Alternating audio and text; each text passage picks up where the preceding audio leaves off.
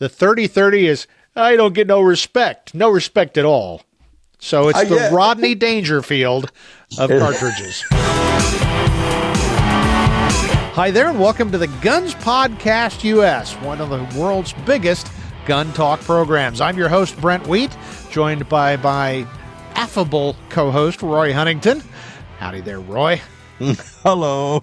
I always try to come up with a term for you, and affable I've used a couple of times, so we'll have to come up with something new. But anyway, thanks everybody for joining us on another episode of the Guns Podcast US. We're going to have a great time talking about one of my favorite cartridges.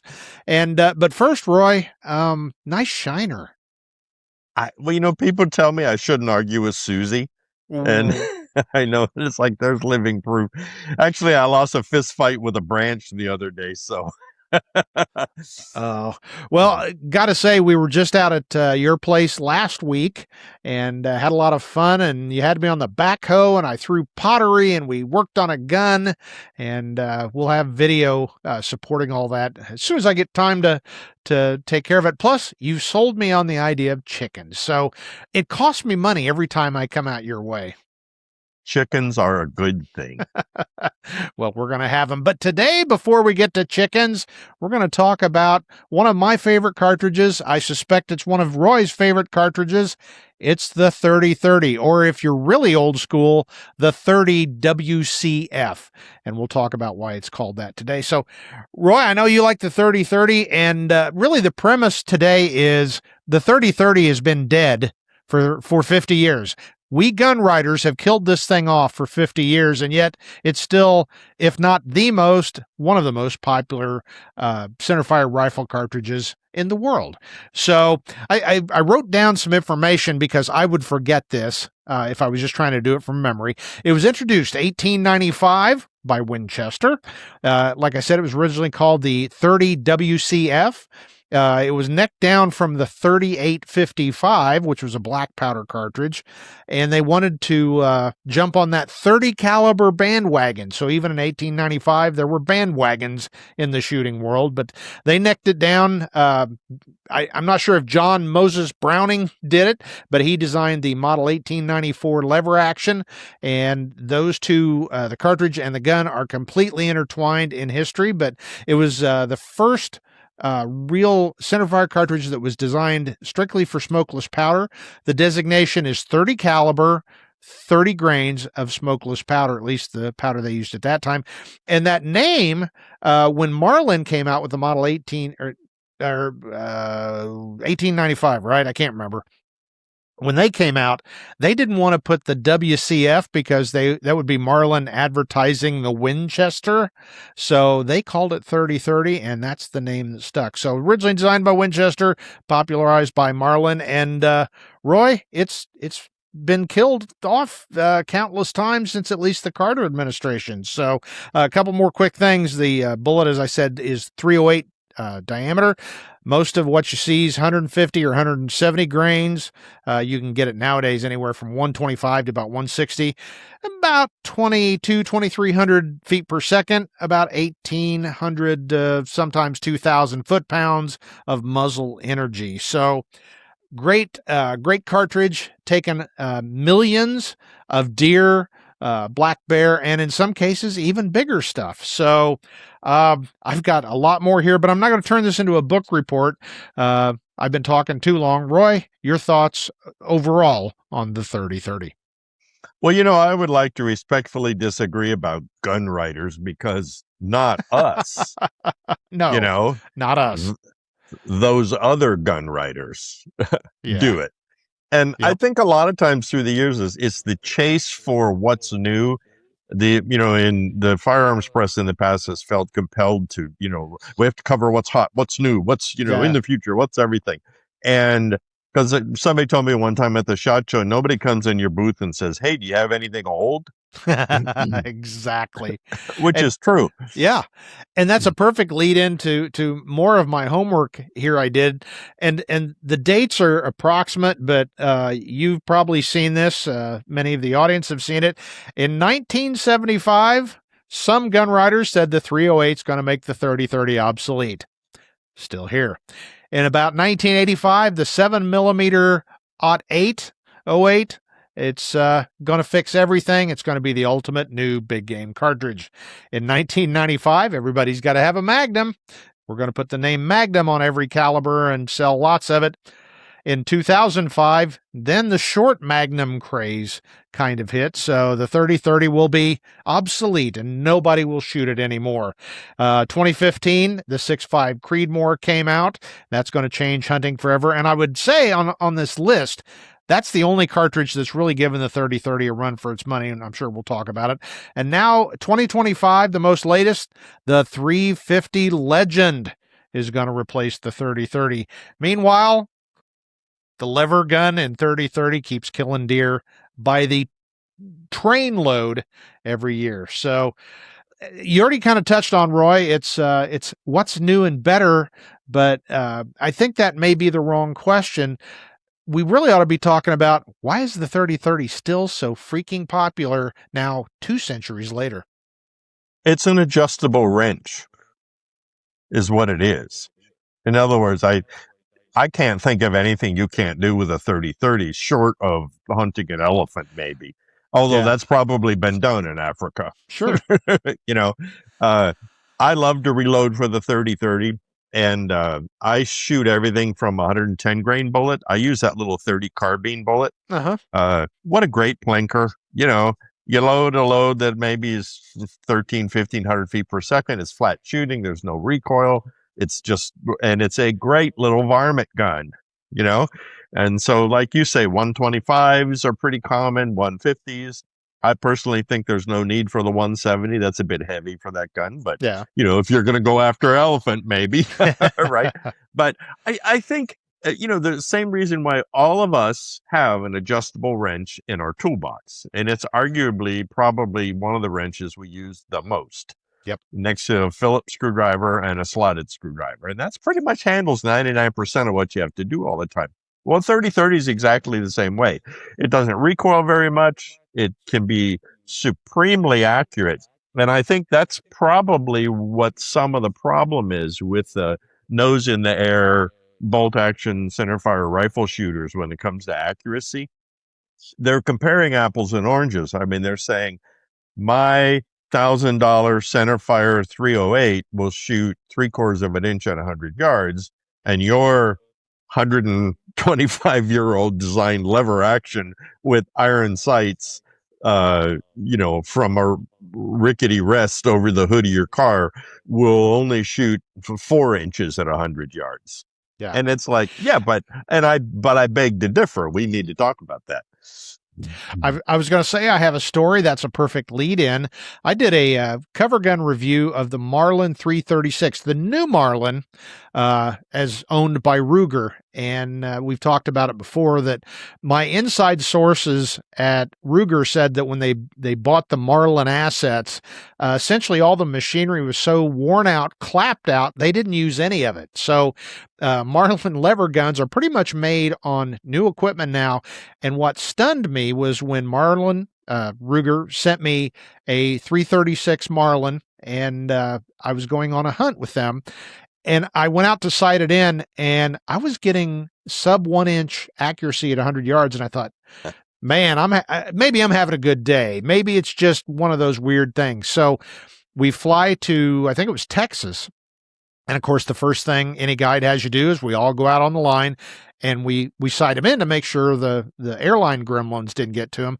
And I'll be darned if not only my gun was shooting sub 1 MOA, all the other riders were doing the same thing. And they all said basically the same thing. I wasn't sure how I was getting that, but I figured it was kind of a fluke. But now watching all the other guys do it, in 2006, Hornaday came out with Levolution.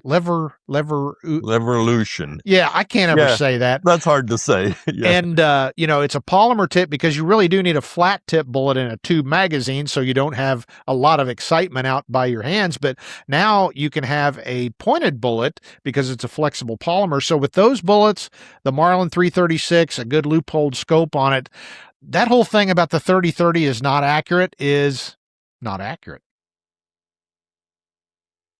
No, I agree completely. I've got a couple single shot 30-30s. I have a mini sharps, and I have an H&R handy rifle in 30-30.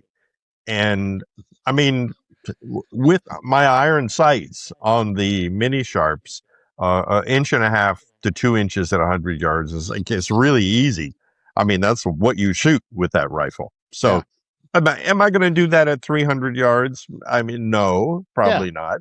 But if you get yourself a Henry single shot rifle, a new make Henry single shot rifle, and you put a good scope on it, uh, and you tailor the load to the rifle, maybe that Hornady ammunition would work for you if you don't reload. But figure out what your rifle likes and stuff. I mean, if you've got a deer that's 200 yards away or 250 yards away, and you've got the windage and elevation and everything, that's a dead deer. The bull's going to kill it just as dead as a rock. Yep. So, well, hunters are, if something works, they tend to stick with it. And I think that's part of the longevity here. And I also wanted to address that issue we've talked about before is it's not a 600-yard gun. Well, okay, I'll give you that. It does tend to have kind of a rainbow arc of trajectory. But if you look at anything, I wouldn't even say from the Mississippi, but basically the middle of the country east, which is where the majority of population lives, you'd be hard pressed to take a 600-yard shot. Not saying it's not done, but I'm just saying I've hunted in probably roughly half the eastern states in the United States, east of the Mississippi. And most places I've been, yeah, you could probably find a situation where a long shot would work for you. But by and large, the vast majority of the time, anything that can take a shot at 200 and in, you're going to be able to take deer and not feel shortchanged by your rifle. So I think that's part of the question. And I've often wondered about this, and I'd be interested to get your opinion, Roy. I think it's fair to say the majority, or at least half of gun riders live in Western U.S. And I think there's some selection bias there. Or is that just me and my selection bias?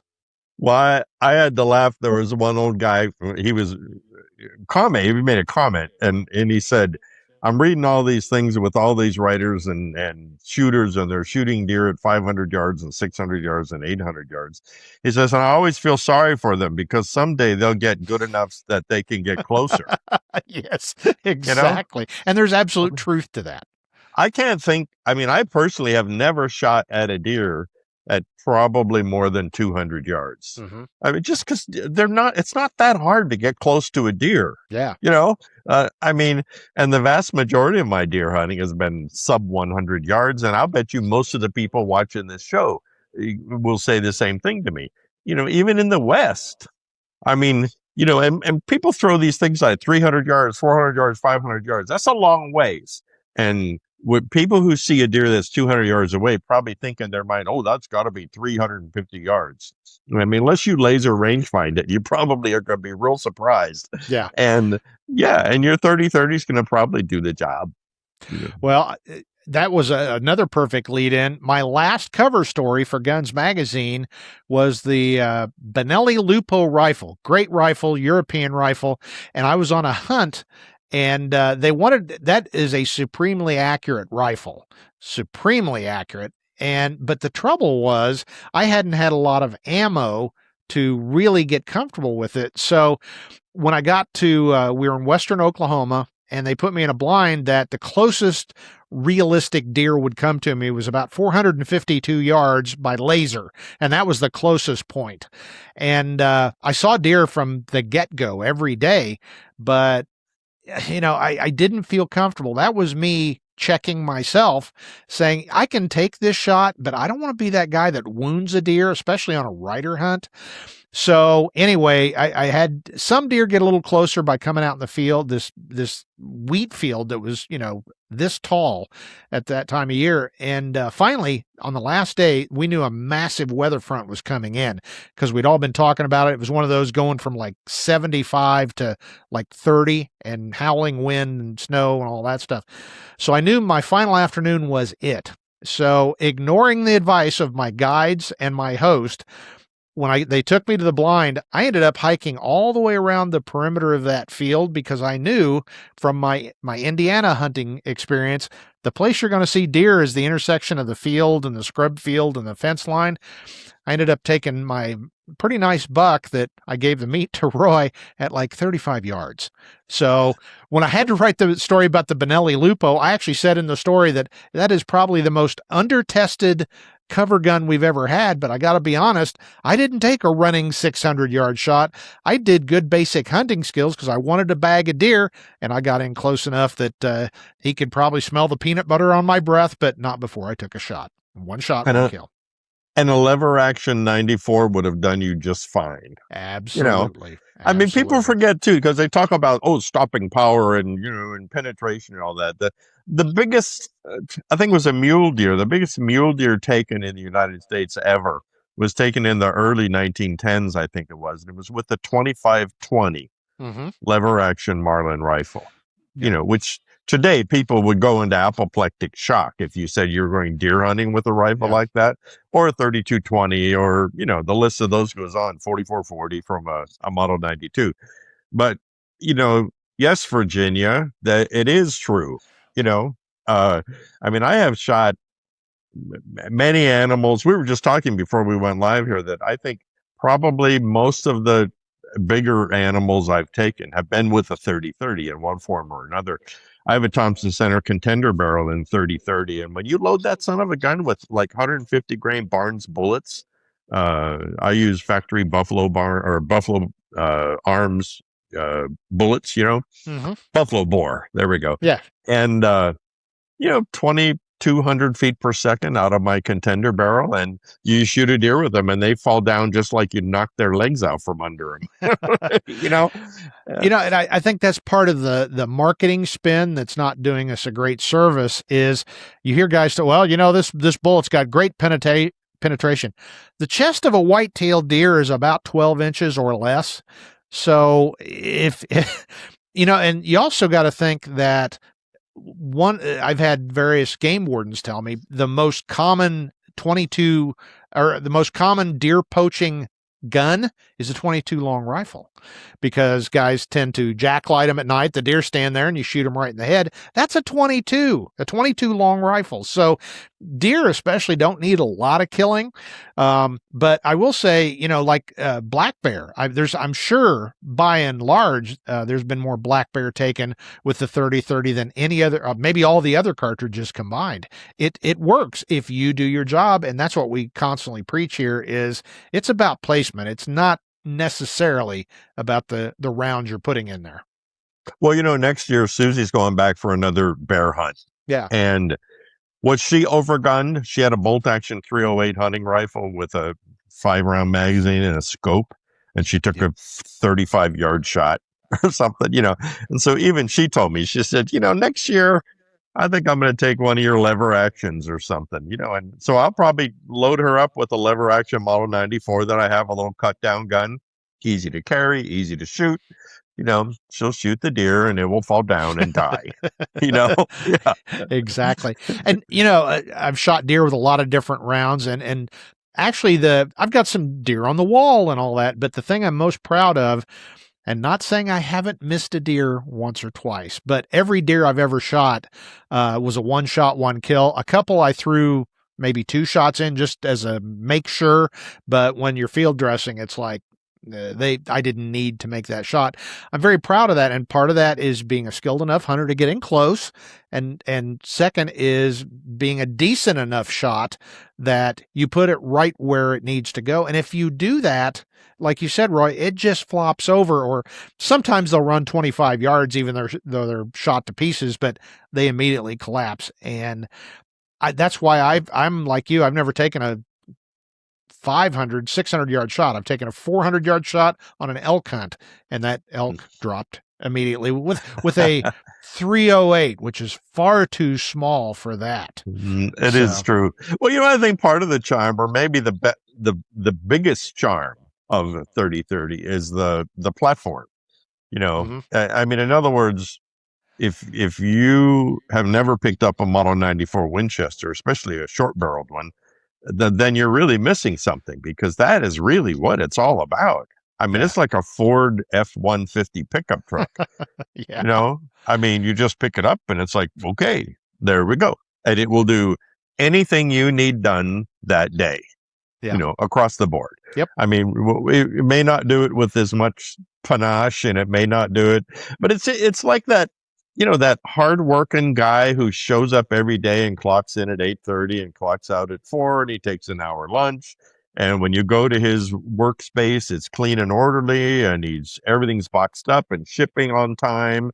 And then there's another guy who's like always racing in at the last minute, and he tells a lot of jokes, and he kind of gets most of his work done, and everybody likes him. And can you say 6.5 Creedmoor? Anyway, oh, the hate mail's gonna flow now. yeah, I mean, a lot of flash, a lot of charm, a lot of mine's better than yours, and all that kind of stuff.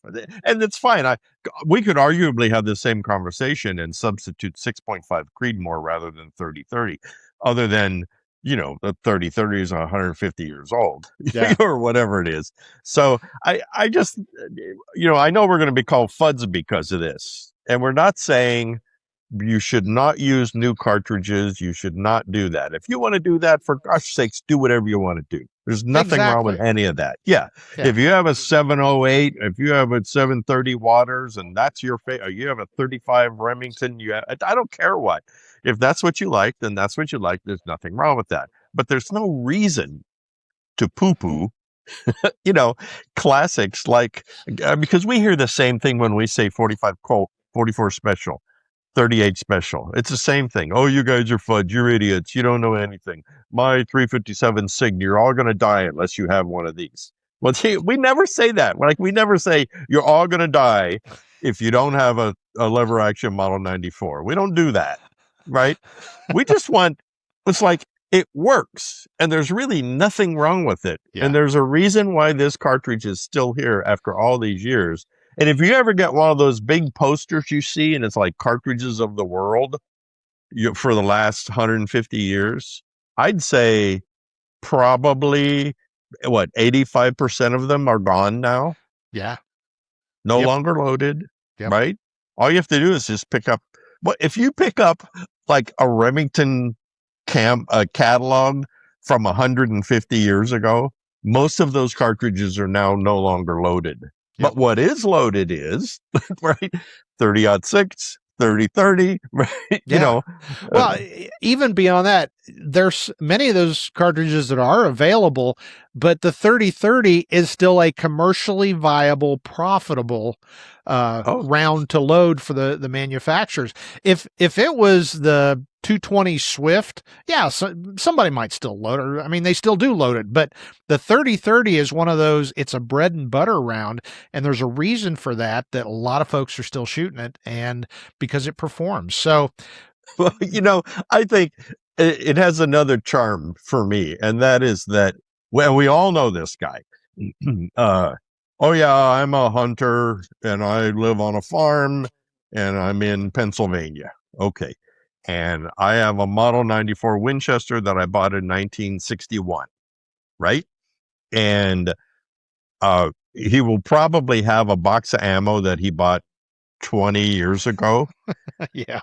And there's 19 cartridges missing from it. Yep.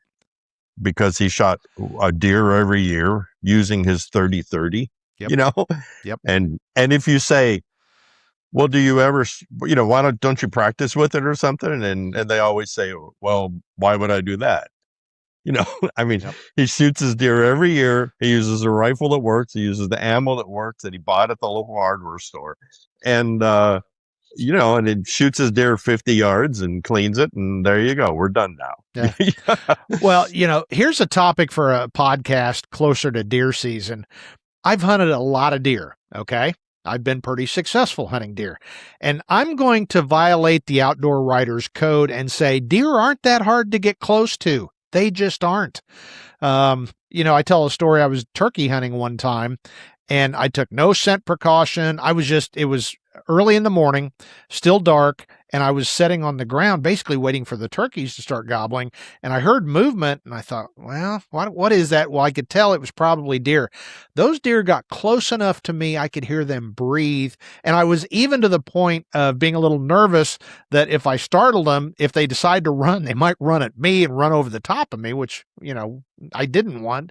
But if the deer is close enough, you can hear him breathe, but yet you look at the stories and the literature and the supplies for deer hunting, they make it sound like a wild elk, which I have seen, crossing ridges where you'll see a herd move down a ridge, and the guide said, "Watch this when they get to our trail." And we had been there 45 minutes ago. The elk went, "Whoa," and away they went. So, and not all elk are like that, and not all deer are practically acclimated to people, but in the majority of places where, say, whitetail live, if they ran at the scent of human scent every time, they do nothing but run 24 hours a day, and they'd be the size of Chihuahua. So deer, they are challenging to hunt, especially when you get the big buck every year, because big bucks do seem to be a little smarter, but yet when you get right down to it, they're not that challenging to get close to, which means the 30-30 is a great gun to shoot at least whitetail and a lot of muleys too. So Plus, I like the history. exactly. I mean, I just when actually yesterday I was in with my reloading gear. I was looking for something. And I found my Lee loader, my hand Lee loader in 30-30 that I bought for $15 brand new in 1973 or 72, right? And I loaded a gazillion 30-30s, Yep. lead bullets mostly because I didn't have a lot of money. And I mean, that's one of the reasons I could shoot a rifle today, because I just shot the snot out of that gun. Yep. And the brass is cheap, and you can pretty much reload them forever if you don't mess up anything. Yeah. So I mean, that's all. I think when we brought this up, I think I brought it up. I said, the 30-30 is dead, right? And but as you say, it's not. It's like it's a quiet, just always there. Yeah. I mean, because you pick up anybody's ammunition catalog today, you will see a loading for 30-30. And like you say, sometimes pretty cutting edge. Yeah. I mean, you're talking those Hornady Revolution guns with, ballistic polymer tips, or Barnes makes that wonderful, I think they make a 125, but they make a 150. It's a killing machine, and so, yeah, they're not ignoring it. So, well, and you raised a point that I hadn't thought about, is ammo availability. Any country store in America that carries ammunition, I guarantee you'll be able to go in there and find at least one box of 30-30. Anything else might be a hit or miss, and maybe now there'll be a box of Creedmoor next to it. But just about any place, because I'm sure you've done this too, Roy. When you're out in the sticks on a hunt, or just out in the boondocks, and you go into a little convenience store, gas station, restaurant, coffee, the kind of that the old general store kind of thing out in the country, and you see they've got ammo, the first thing you start doing is like, oh, what do they got? Okay, they got 22, they got 30-30, probably some 12 gauge, and then it's kind of, you can tell what the owner likes based on the rest of it, but they've all got 30-30. So if something happens, you forgot your box of ammo, not that I've ever done that, you can probably get some 30-30 down at the corner C store. I think you're right. I mean, we could say the same thing. I could hold this up and say 270. I could hold this up and say 30-06. I could turn, there's a few other ones, but I think a 30-30 is the cartridge that they all love to hate and make fun of. I mean, you're right. I'm sorry, but people say, it's like when they talk about a 38 special, the high speed low drag guys, and it's almost like, well, you could shoot me with a 38 and nothing would happen. I mean, they're such disdain. And I don't know what they think, because you figure, okay, let's shoot 150 grain bullet at 2,300 feet per second. Well, boys and girls, a hot 357 Magnum might be, a 158 at 1,200 feet per second. So, this is like the same essential bullet weight going twice as fast. Yep. And I don't know why that's not something that we should be paying attention to. Roy, I have just come up with the quote of the entire podcast, and I'll probably feature it at our little hook at the beginning. The 30-30 is, I don't get no respect at all. I have no respect. I don't get no respect at all. Are you kidding? So it's the Rodney Dangerfield of cartridges. It is true. I always enjoy having, especially a new shooter or even a seasoned shooter who has spent their life shooting, high speed bolt action, fancy hunting rifles and AR-15 platforms and, polymer pistols and stuff like that. Well, if they happen to be visiting, if he says, hey, can we shoot one of your guns? You bet. Well, what I do is I grab some single shot, usually that single shot 30-30 sharps now, because it's cute, right? It's a mini sharps. It's cute. It's got a fancy, Quigley down under look to it, right? With the rear tang sight and a globe front sight and all that kind of stuff. And I grab, I load these 150 Berry's bullets at, like 1,300 feet per second. They're just real pussycats. And I show them how to use the rifle, and they load it up, and they take the first shot, and they hit that 100-yard gong, and their eyes light up. And this is the funnest thing that I have done. And then pretty soon, there's 50 empty 30-30 cartridges sitting on the workbench there with. They have quietly shot them up, There you go. So, well, that's a great place with that testimonial from Roy to end the podcast. I think it's pretty safe to say at this point, I just wanted to highlight what Roy said a little while ago. We're not saying your 6.5 Creed sucks or you shouldn't use it or you're gonna be killed if you, no, we great. Love it. And you can build a small shrine to it in the corner of your armory. But what we're trying to say here is the 30-30 has been counted down and out countless times, and it's still one of the most popular cartridges. So don't feel bad about carrying that lever gun in 30-30 when you're headed to the deer field or wherever you're going. So anyway, a couple quick housekeeping notes. Of course, make sure you stop by gunsmagazine.com. They are our partner in this endeavor, and I still write there, and there's lots of great stuff. So make sure you go there and you can sign up for their newsletters and have all the great gun goodness delivered right to your door. And, I was thinking here the other day, we're talking about AI and all that stuff. There's no artificial intelligence other than a few photo illustrations, but all the writing is by actual living, breathing, coughing gun writers, real gun writers, and the stuff that we all grew up on. So check out gunsmagazine.com for all that great stuff. And of course, please go to Guns Podcast US and check out all the stuff we talk about there. I have a lot of my writing in addition to backstory on the podcast. So go Guns Podcast US, and we've also got merch. Buy you a t-shirt or a mug for the upcoming 4th of July holiday. And we'd love to hear from you. Leave us a comment if you're watching on YouTube. If you're listening, you can reach us at editor@gunspodcast.us.